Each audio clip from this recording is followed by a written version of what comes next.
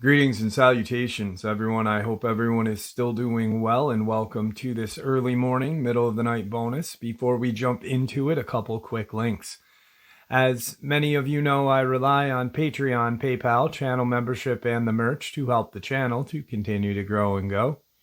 Links to Patreon, PayPal, and channel membership is in the description below. Merch displayed directly under the video. Also, Dogman Frightening Encounters, Volume 1 through 3, the audiobook versions. They were written and researched by Tom Lyons, narrated and produced by me, Jeff Nadolny. Those audiobooks are available on Audible, Amazon, and iTunes, links to which are also in the description as well. And finally, last but definitely not least, if you'd really like to help support this channel to continue to grow and go, simply subscribe. It does not cost a cent. Click that like button, takes half a second. If you don't want to miss out on any of the informative uploads that I put out daily, click the bell icon, and folks, please leave a comment and share the video. Why? Well, because all of these things really do help this channel to continue to grow and go. They definitely do matter, and they are appreciative. Now, everyone, I have taken far too much of your time. Let's jump in to this early morning, middle of the night bonus upload. Shall we? Alright guys, let's jump right into it. Hey Jeff, my name is Michelle. I'm 54 years old. My husband Carl is 46.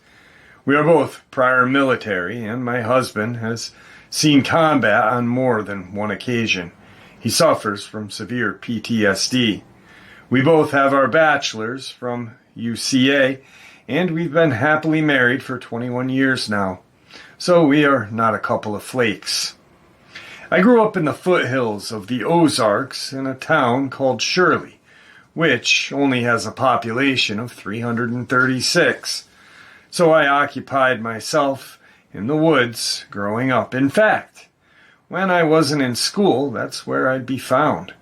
My dad was a rock mason and wood carver. Being his only child, I was raised a tomboy.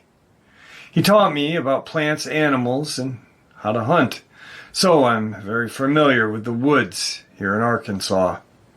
My husband grew up in the shadow of the White Rock Mountain in a little community called Pleasant View here in Arkansas. His father served as Special Forces during the Vietnam War and taught him how to be a survivalist from birth. So we are both at home in the forest, to say the least. Back in 2010, we were spending the night with a friend of ours by the name of Austin. He and my husband are very close. He lived in an old single-wide trailer that sat on a hill, in a way so that the one end was higher than the other. The tongue end was about a foot off the ground, and the other was about 4.5 feet off the ground. So the small sideways rectangular window in the bathroom was about 8 feet off the ground. Austin lives in a community that is way out in the sticks, just outside of Plummerville, Arkansas, which we will not mention in order to respect his privacy.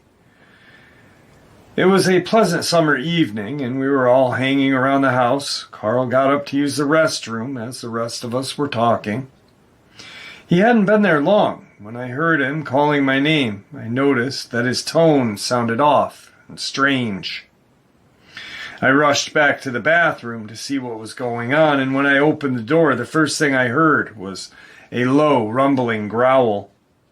I looked at my husband, who was still seated on the toilet with a shocked look on his face, his pants around his ankles, and I asked him, "What was that?" He said, "I don't know." With it being dark out, I couldn't see anything out that long, skinny window, so I ran over and turned out the light and went back to the window. The street light was just out of my line of sight, but it was still illuminating that end of the yard.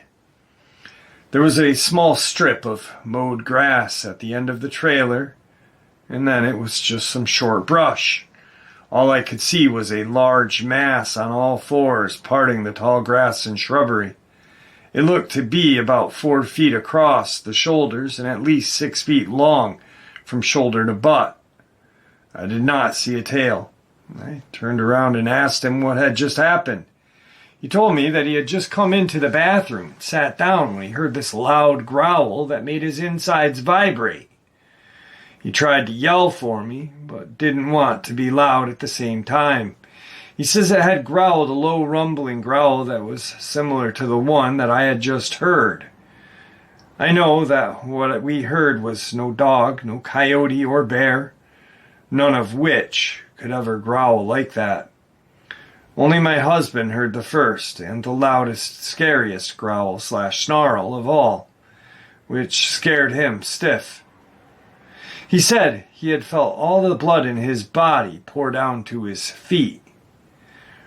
Worst of all, the window was open, and he could feel that first growl, literally, on the back of his neck. That window had a screen which was only a couple of feet away from the back of his neck. It was one of those turn handle with the blades of glass that opens from top to bottom, 8 feet off the ground. He was afraid to turn around and look out the window. He swore it sounded like a werewolf from the movie and was canine for sure, and doesn't remember any smells. At this time, we never researched or even knew about Dogman or werewolves. My husband says that when he was sitting on the toilet, the beast growled on his neck. It was the scariest moment of his entire life, and coming from someone who has seen the absolute worst and best of humanity. He said if he hadn't been on the toilet, he'd probably wet or soil himself. Also, Austin had a Pitbull outside tied to the back corner of the trailer, almost right next to the window that was located behind my husband as he did his business. We never heard a peep out of her during all of this. This all happened late in the evening, and in the morning we found out why. She was lying in the yard with her chest and stomach ripped out and all contents gone. We felt so bad for her. Carl thinks he interrupted the beast while it was eating her, and it voiced its displeasure. A few years later, in 2014 or 15, we were in Bush, Arkansas, and we had 10 acres with a medium-sized creek that ran down the backside of our property, which empties into the White River at the southeast corner of our land. Beyond that creek, at the back side of the property, is the Army Corps of Engineer land. Our property was roughly rectangular in shape. The road we lived down was a dead end and became our long, curvy driveway. Our house was in the middle of that acreage. You couldn't see the house from our steel gate at the entrance. If you are standing at the end of our driveway, the house and shed would be on your right, and the only house that was close to us was back down the drive to the left of our gate about 150 feet, and had 2 8x8 metal sheds at the end of a single wide mobile home. Their fence ran down the length of our driveway. The first time something happened, I was taking Sugar Bear, our miniature poodle, to go to the bathroom, roughly 2 in the morning. I usually walked her on a leash because there were a bobcat, coyote, and my husband even went face to face with a mountain lion/cougar one evening, even though Fish and Game denies they are out here. It was clear out with a full moon, so I didn't take a flashlight. I was just across the driveway near the fence that marked our property boundary when I heard a rock hit a tree near me from across the fence. It went thwack against that tree, then thump, thump, thump on the ground. My heart began to beat faster as I struggled to see what was there. I couldn't see what threw it, but my first thought was Bigfoot. Sugar didn't bark, but she headed toward the house, tugging on her leash, so I took her advice and backed toward the home, never taking my eyes off that wood line. Then we went inside. I told my husband the next morning, and he said he believed that I had heard something, but highly doubted that it was a Bigfoot. A few days later, a friend came by to do some fishing. We can call him Willie. He took his gear, a water jug, and one of our large handheld spotlights. This was around 5 p.m. when he went down to the creek. Around 7 or 8 after dark, he came running to our front door with no stuff and only one shoe. He was breathing heavily, eyes wide and white as a ghost. When we asked him what had happened, he said, "I don't know what's down there, but it's big and it's really upset." We asked him where all his stuff is, and he just said, "I left it down there and I'm not going back there." He told us that it scared him so bad that it plumb took him out of his own shoe. The next morning, my husband and I went to the dock to get his things.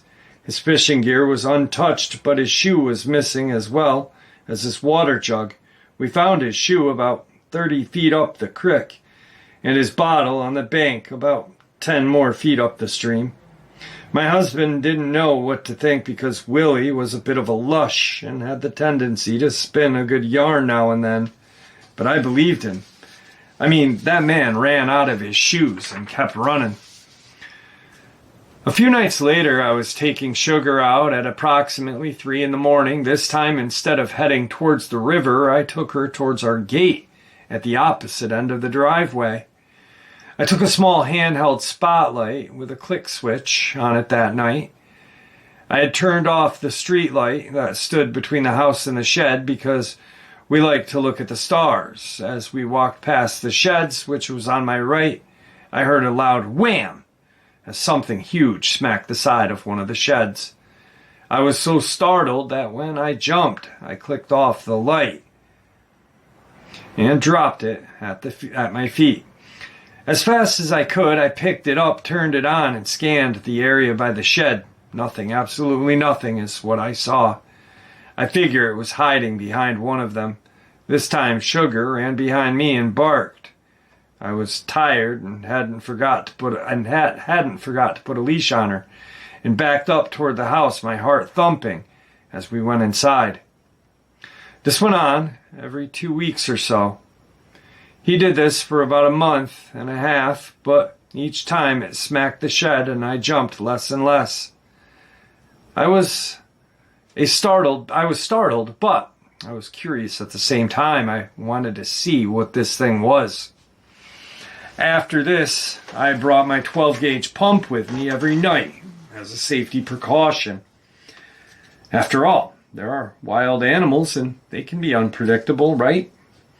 Next morning, I told my husband what had happened, and he just looked at me puzzled and gave me this typical spouse who hasn't seen or heard anything in response. "I don't know, baby. Maybe you are imagining things," even after what happened to our friend. I wasn't angry with him for his response. He just hadn't seen or heard it yet. I never pumped my shotgun any of those times that this happened because I never felt threatened. It never growled at me or made any vocalizations. It felt more like it was laughing at me inside, thinking that he was watching a dumb, silly human. I never smelled anything, but think that was because it crosses the river and possibly the creek to get there, depending on where he crosses. One evening, I was on the back deck of barbecuing dinner when, down where the creek and the river meets, I heard a loud guttural sound. It reminded me of a gorilla, but it had a different quality to it. There was much more bass.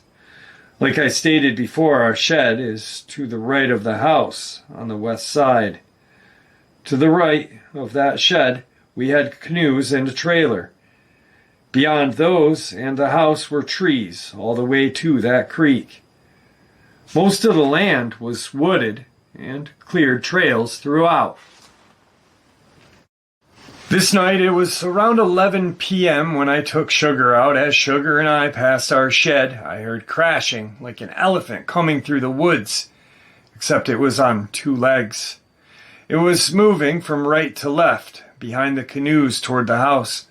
This time I did pump the 12 gauge, and it froze at first. I couldn't hear anything.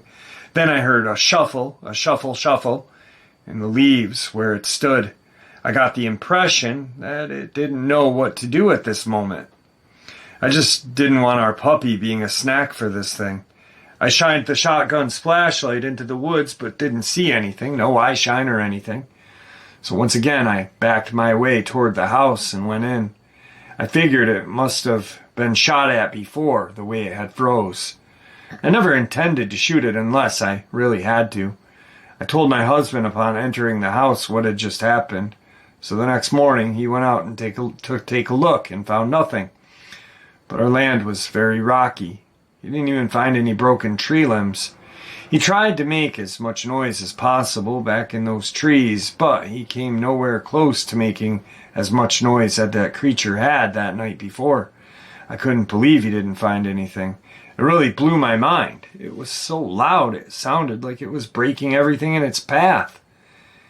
He was beginning to think that I was going nuts, but then, about a week later, he was taking Sugar out with the shotgun in tow when he got a surprise. They got out the door and into the middle of the driveway when the woods on the other side of the fence came something huge crashing through the trees. My husband does not scare very easily. He was raised in the woods of Arkansas by a Vietnam Green Beret veteran turned Southern Baptist preacher, and he himself is a combat veteran. Both my husband and his father are tough old boys. When he pumped that 12 gauge, it just froze like before. He shined the flashlight into the trees high and low, but saw nothing. He said it sounded like a prehistoric mammoth crashing through the woods coming towards him, but he couldn't see or find anything. Much like myself, he backed into the house, shotgun at the ready. A few days later, the neighbors at the gate end of our driveway told us that just after dark the night before, they had chased a large man or creature off of their property. I have always wanted to go back there and see if this thing is still out there, but I can't go out there anymore. I wonder. We moved not long after that. We moved to a suburb of Rogers on Beaver Lake called Prairie Creek. After all this, my husband bought us a Glock 10mm. My son lives with us, so that's 3 Glocks. We now have a house rule. None of us go outside at all without their 10mm. He also bought 2 Rock Island VR-80 semi-automatic 12-gauge shotguns with magazines. He turned our Yukon XL Denali into an adventure vehicle and is planning to get 2 more guns. A Ruger precision rifle in 300 Win Mag and a Lever Martin Action 4570 government. Before we move back out into the country again, which I hope is soon. Thank you for reading this, and let me know what you think about our encounters. Please feel free to use our names, and the events are absolutely true. If you need to edit this, feel free. Wow. That one is just, to me, crazy, because you have 2 military people who were in the military. The husband has seen combat, raised by a dad who was in Vietnam and saw combat, special forces. And to have that first Dogman experience, that's what baffled me when Michelle shared this with me at first, because they had the first Dogman experience, and the husband still kind of didn't buy what she was going through every time she went out for a walk with her dog. Even after the friend had seen something down by the river and creek. it's just almost like he wanted to forget that whole experience. And I can't blame him, for wanting to forget it. Especially after seeing combat and stuff. I mean, really, who wants to go to war with these creatures at all, I got a couple more, maybe one more. I got one more long one, and let's get into it. This next subscriber submitted encounter is not only terrifying, but it is very mind-boggling. You really have to think about things on this one because it's just so crazy. Many of you guys will recognize the person's name in the comment section. It is Inquisitive Southern Woman's Experience. Let's jump into it. Hi, Jeff. First, I want to thank you very much for the very helpful and informative channel you have made for the Dogman community. Thanks to many subscribers, I can now put into words what I saw. So, from October 2008 through the summer of 2010 was a highly spiritual time for me. We lived outside of city limits in an old farmhouse. My usual route I took to work was the new interstate, I-555, to Jonesboro, Arkansas. I worked unusual hours at the time, and they changed daily. The very early morning before my encounter, I was nearly in a major car pileup on an overpass due to freezing fog. It shook me badly, and I even pulled over on the shoulder and called and woke my husband up because I needed his help to calm down. This is why the next very morning I chose to take an alternate route when I saw we had another freezing fog warning on the early news. The best I can describe where it happened was if you go to a community called Painway, Arkansas, then find Old Highway 463. When you do that, you can go to Street View on the map and go towards the town of Truman. Only go about 3 miles down through past a small community on a gravel road on your left. There will be a thick tree line on your right and fields on your left. So, as I'm driving slowly and cautiously down 463, I saw up ahead a car with its hazard lights going in the opposite lane since there really wasn't a shoulder. I immediately felt that sense of dread, and it increased as I got closer. I remember thinking, please don't step out in front of me and ask for help. Not to be mean, but because I wouldn't feel safe stopping for strangers in such an isolated part. When I got maybe 3 car lengths from the other car, I started seeing 2 dog legs running back and forth in the light of the flasher. It appeared to be scrambling like it was trying to hide, but something definitely was not right. I started talking to myself aloud under my breath, saying, "Where's the dog's other legs? Why are they so huge?" Then, just as I got right up to the front of the car, this thing stepped out all of the way to the yellow line on the highway. It all happened so fast, but I knew my unexplained fear I felt was correct, because this was a very huge werewolf right there. Freezing fog be damned, I stopped on the accelerator in pure panic, yelling to myself, "That's a werewolf, a friggin' werewolf." No statum. There's no such thing. But there it was. Was it chasing someone? Was that why it was scrambling around? Answering myself, I said, no, you looked for any humans and there weren't any. Just a bleep bleep werewolf. This couldn't be happening. I don't remember getting on the interstate, only driving down it towards my job in a full-out panic. I really wanted to stop somewhere and call my husband, but my body took over and I kept going, gripping the steering wheel, and had the accelerator pushed to the floor. It took a long while to calm down enough so nobody at work would notice and ask me about it, because there is no way I'm telling anybody at work what I noticed, and they'd ask me questions, and I have no way of answering them. And I definitely don't want to tell them that I saw a friggin' werewolf. Luckily, I only saw one person at work until after 8 a.m. And that was roughly 4 hours after the encounter or sighting, or whatever it was. When it was running around the car, I knew it moved too fast to be a dog, only on 2 legs.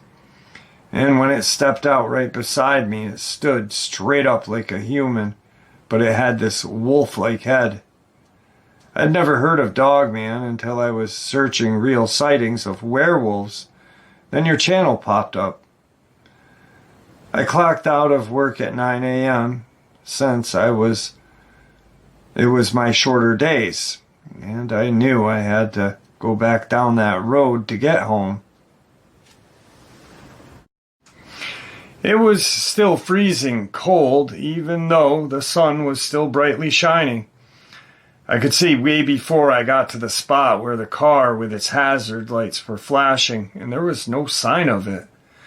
When I got to the area, I looked out into the field, and there it was. Roughly 20 car lengths away was this huge wolf.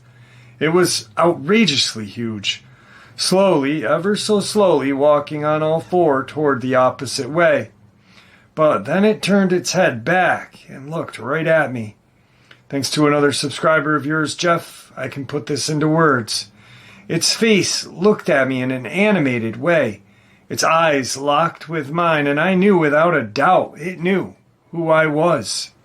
The way its head rested up against its shoulders is what showed me that the front of this wolf thing was different than a normal wolf.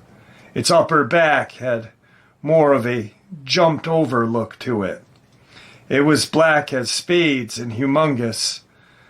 Stopping never crossed my mind since I was trembling with fear, just like earlier that morning in the dark of the first time I saw it.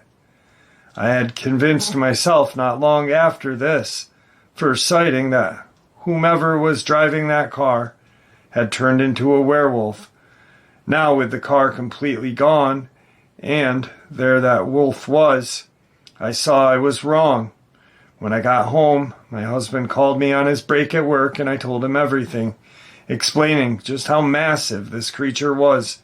It was at least 7 feet tall, and that was not counting his huge long tail. Just from his head to the start of its tail, I was talking so fast and frantically, telling him everything. He knows me better than anyone, so he knew I was not making this up, or mistaken at what I had seen. Since then, we periodically will take that road on our way home, looking for my wolf or my werewolf. So many questions ran through my head that month and months later. Like, where did it go for all those hours? Did whomever come back for their car? What was it doing there? Is this Dogman the same as what I've heard men talk about they had seen decades ago, hellhounds? They said their eyes are a glowing red. This creature's eyes were not red or glowing, but before finding your channel, Jeff, my husband and I were the only living souls that I've ever told these encounters about. And there you have it, folks. I do hope you all enjoyed this early morning, middle of the night bonus as much as I enjoyed sharing it with you. Thank you all for supporting the channel. It is, after all, your support that helps this channel to continue to grow and go, and honestly what gives us all a place and a chance to share our experiences and theories judgment-free. Everyone is simply treated with the respect that we deserve. Please stay safe, happy, healthy, and ever vigilant, keeping an eye on our children, pets, family, and our friends. These creatures are real, they are out there and dangerous. Share this information with those you love and care about, and it may just help save their lives someday. Until next time, never stop asking questions, never stop searching for the truth, and God bless you all.